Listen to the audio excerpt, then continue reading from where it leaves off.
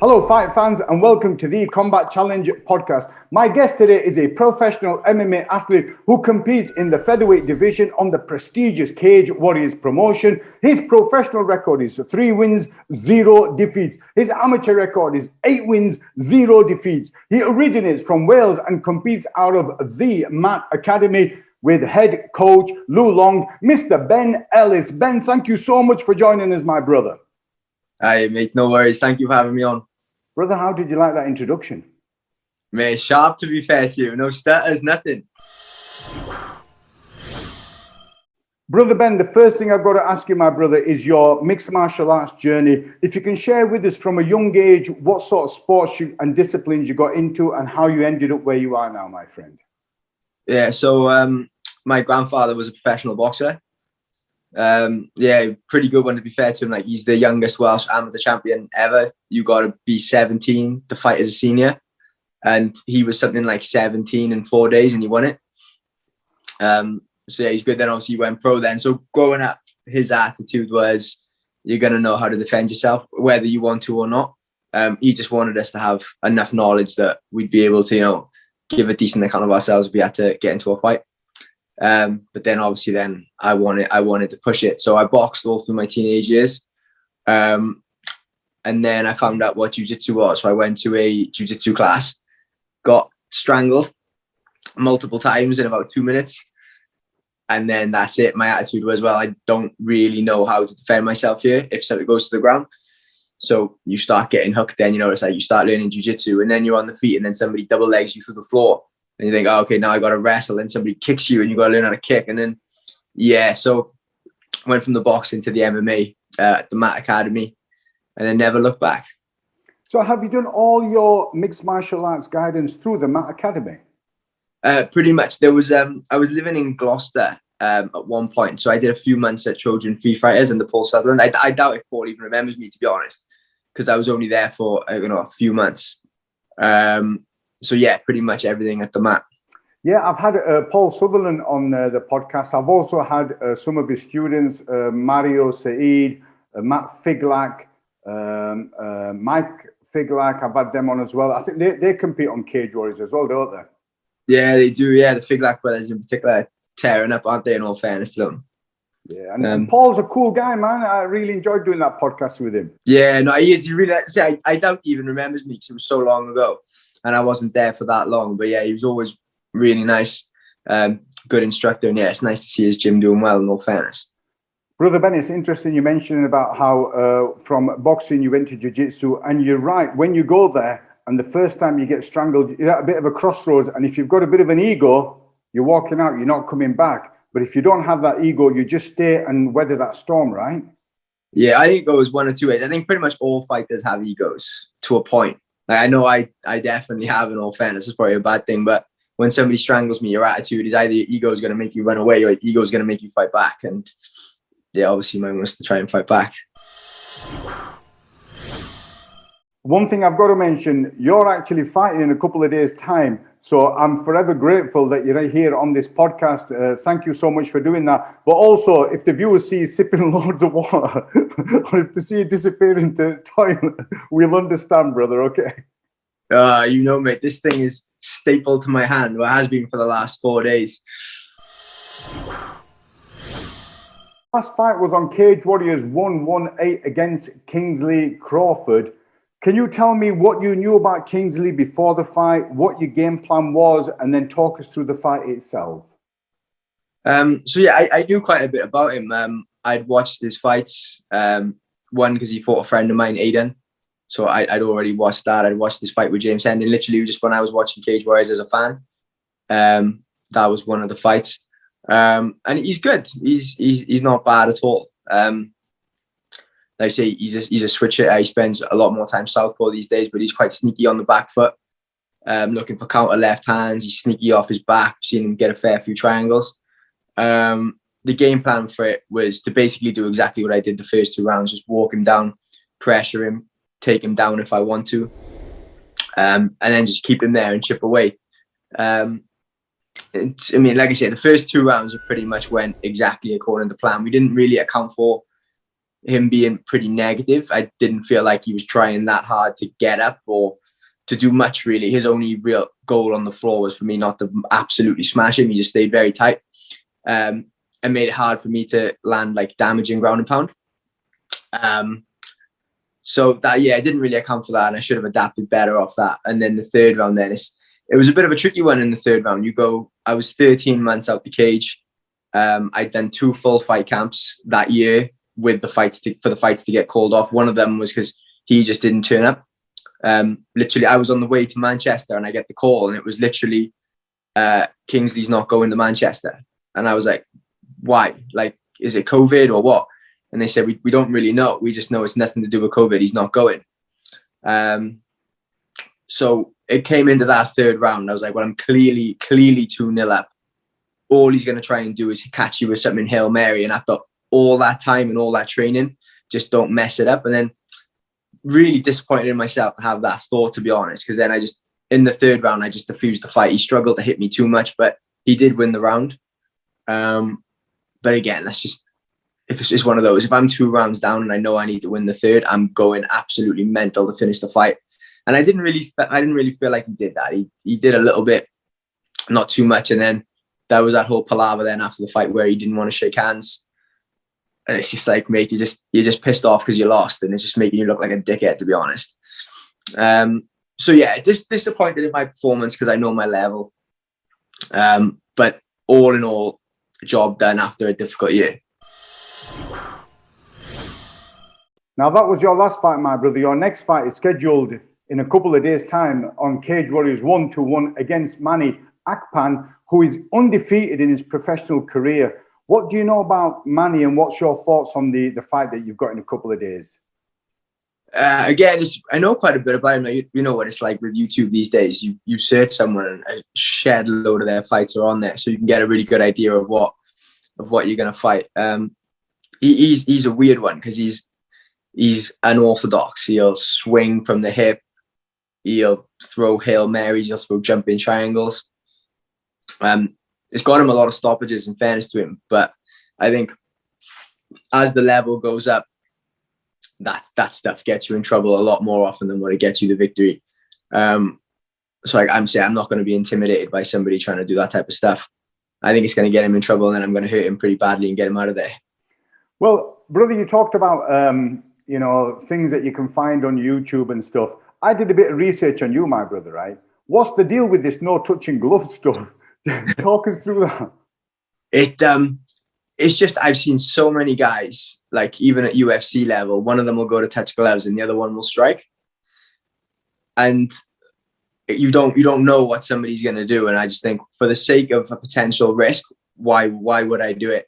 Especially when, you know what it's like, probably 99% of the fights, as soon as the fight's over, everyone's hugging anyway. So yeah, my attitude is keep that shit to yourself. And then in 15 minutes, if you want to shake hands and have a beer, then happy days. But I'm going to beat you up first. I mean, the good thing is, brother, the good thing about keeping it consistent like that, people will know that it's not personal. It's just you and how you are in all your fights. So they shouldn't take it personally, right? Yeah, for sure. For sure. I mean, it's rare that I've got animosity towards someone. I say that's a complete lie. I have animosity for everyone I fight. I really do want to smash them.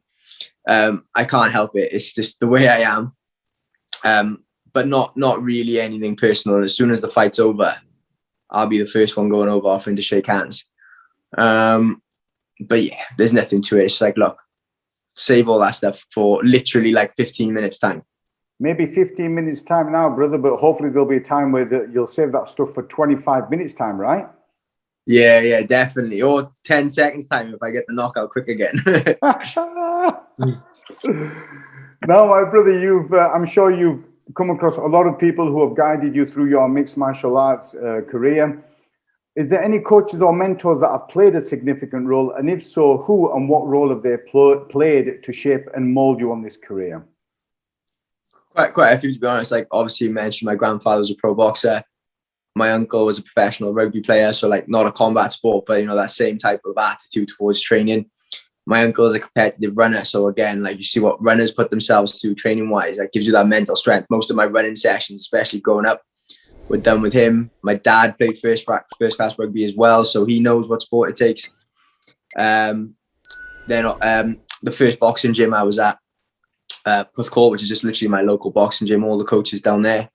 And then at the mat, then we've got obviously Lou Long is the head MMA coach. Wayne Samways is the head grappling coach. I can't say his last name, but Arash is our wrestling coach. Joey Brinkat and then Jimpy are two of our striking coaches. So it's just all the coaches primarily.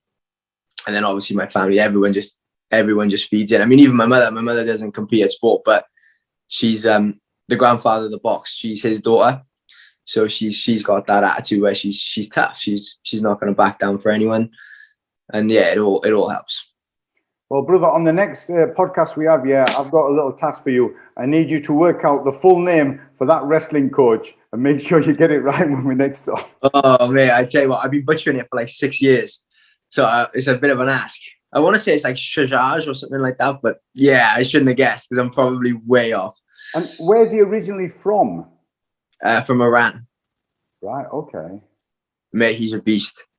He is an absolute beast. He's about 70K, 71K, so he's a good partner for me. But honestly, anybody, you're going to have to be about 20 kilos heavier than him to give him some real problems. But it's good to surround yourself people like that who are constantly testing you. So you're not in smooth, calm waters. The waters have got to be choppy, right? 100%. 100%. I'm kind of lucky where a lot of my sparring partners are bigger. Like the two most experienced pros of the mat are Lou Long and Aaron Khalid. So both of them fight at welterweight. They're both 20 plus fight pros. It's like you say, choppy waters most days, in all fairness. They're both good and they're both big. I asked this of a lot of the fighters, and to ask them on fight day, do they have some sort of ritual? I don't know, is there some sort of music that they listen to? Do they meditate? Do they wind themselves up? How do you kind of deal with the warm-up area before you go out and compete? To be honest, I'm really chilled out. I think all the superstitions and things, I think it's a bit soft, if I'm honest. Literally, I just warm up as if it was another day in the gym's training. The only time my mentality really changes is when it's time to walk out. And then it's like, oh, okay, now it's time to fight. But up until that point, half the time I'm asleep, if I'm honest. Just literally curled up in the corner, passed out. Well, I have a show here in Yorkshire, and I've seen a lad turn up, and he used to bring his own pillow, and so I'd have a table where we'd put all the fruit and the water, and he'd sleep under that, and that was his kind of ritual, and it worked for him. So everyone's different, right? Yeah. I say some people got all types of rituals, but say going to sleep for me is a pretty good one. A lot of the time when you fight, it's quite late as well. So if you get that nap in, it all helps. So you don't have any superstitious rituals where you end up wearing your partner's underwear or something like that, brother? No. I was going to make a joke and say that's recreational, but I'm not going to put that out there. Well, I might put it on, brother.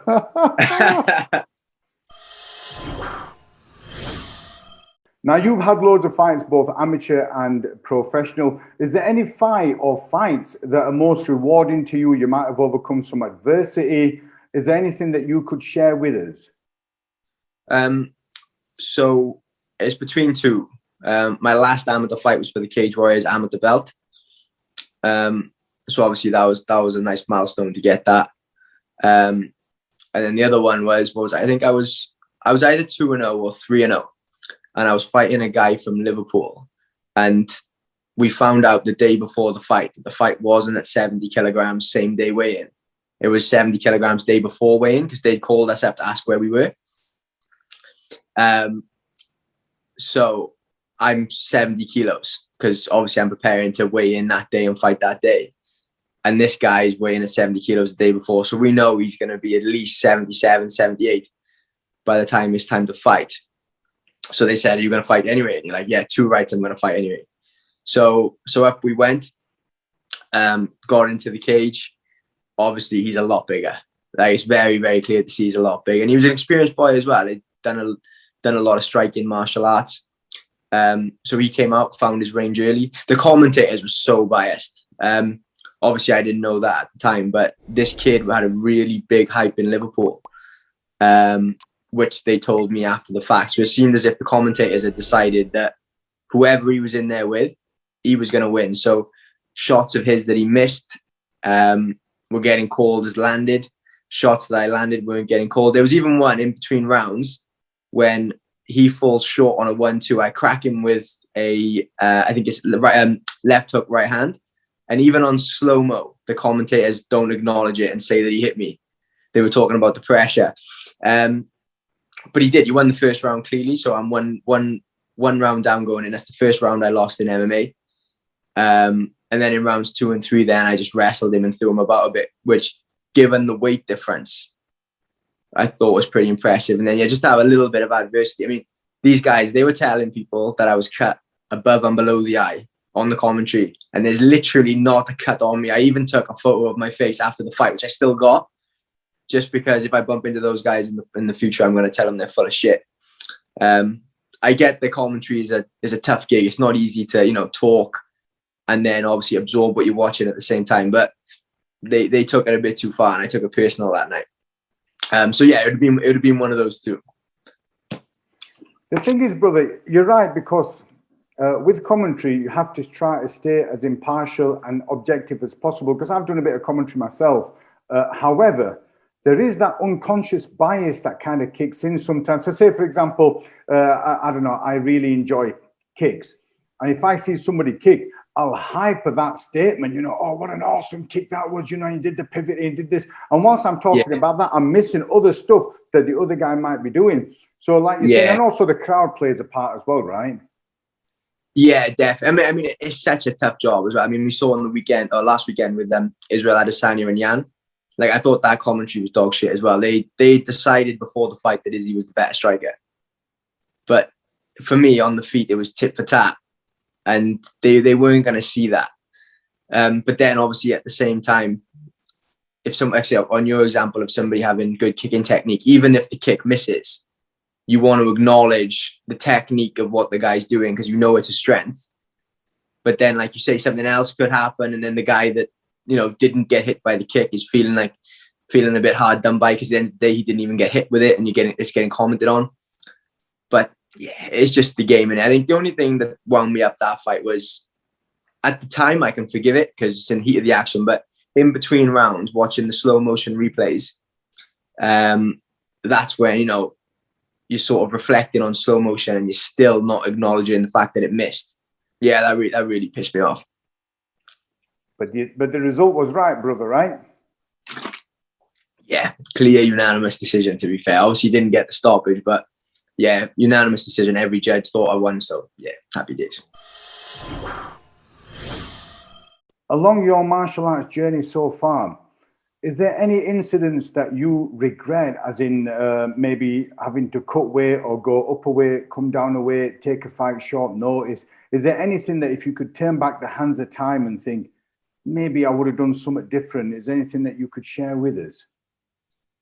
No, not really. I think, if anything, I would like to redo the third round of the Crawford fight. Just because I showed really clearly that I could take him down whenever I wanted to. And I literally didn't even try to in the third. But then at the same time, why would I run it back when I won, It was a tough fight. I was quite a big underdog as well, in terms of betting.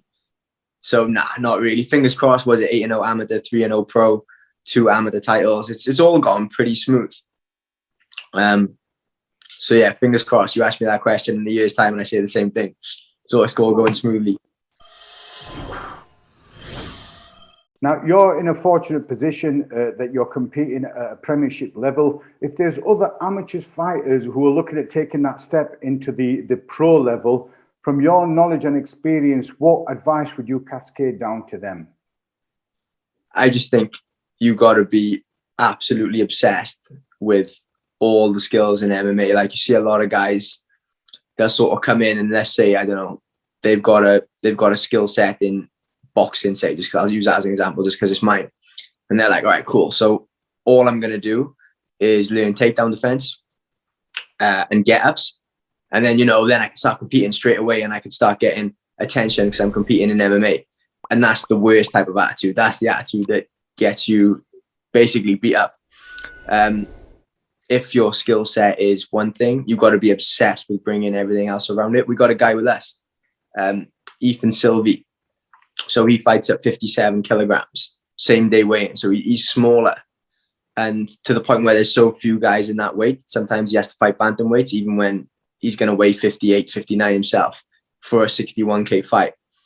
And because he's so small, none of us tried to wrestle him when we spar him. We'll all strike with him. And then he fought a bantamweight, and the bantamweight, he cut a bit of weight as well. I mean, no disrespect to him at all. He was just a much, much bigger guy. And the first thing he did was try and pin Ethan up against the cage. And then I was in the crowd, and the first thing I thought is just, oh my God, we haven't done this with him at all. Like, nobody shot on him. So he lost that fight by unanimous decision. And he went away from that. And I think we're about 2 years down the line now. And every single day he's wrestled. And that's the attitude that's going to make a great pro. And he's going to be one for sure. I mean, obviously he's focusing on everything else at the same time. But, when John Kavanagh says win or learn, I think so many guys use that as an excuse. Just, when they lose, it's something that sounds really catchy. But he'd be one of the examples where I'm like, no, that 100% was the best thing that could have happened to him, because now he's just such a beast. He was a beast anyway. But yeah, now his wrestling offense is a different level. I suppose we've all got a rash to thank for that as well. And that is good advice, brother, because rather than in your toolbox just having one tool, for example, if you're good at striking, you'd rather have more tools in your toolbox, so you're ready for anything like that example you gave there. If anything happens, you're ready to deal with it, right? Yeah, I mean, some guys go the opposite way. Like, they'll say that you want to hone your strengths, like literally to such a point that the rest of it doesn't matter, because your strength, you'll implement it. But I think as an amateur, you can't be using that as an excuse. You gotta get into everything. Just the reality of it is, it's going to take a lot of time. I mean, God, if it's going to take, say, 3-4 years to get confident that like an individual are training it pretty much every day, you're going to have to do that for wrestling, jiu-jitsu, kickboxing, so on and so forth. So yeah, it takes a while. And a lot of people, they don't want to take that time. They want to get the attention, that you get when you get into a fight. Well, it's interesting there, Ben. You mentioned about some people want to just home in on a specific skill set that they've got and make that better. Could people argue and say that's something that Khabib does? Yeah, definitely. And I think he's one of the freaks where his wrestling is on a level where, I mean, we've seen him just absolutely maul Division 1, high-level Division 1 wrestlers. But then, to his credit as well, I think his striking may not be technical, but it's definitely effective, because you count how many times he gets hit and you count how many times he lands. Again, like, take all technique out of it, because his technique is undeniably not the best, but it's effective. And that's what MMA is. Like, even some of the jiu-jitsu and wrestling techniques that work in MMA don't work in those sports. And the purists of those sports don't want to admit that. But I think as MMA's gone on, especially now more so than ever, and I'm sure it's only going to become more the case, you're not learning wrestling and then doing MMA. You're just learning wrestling for MMA from day one. Brother Ben, thank you so much for sharing your knowledge and experience with us, and good luck on your fight this weekend. And hopefully I look forward to having you on after you've had your fight, and we can talk about that if that's okay with you, my friend. Yeah, thank you, mate. And yeah, 100% sounds good.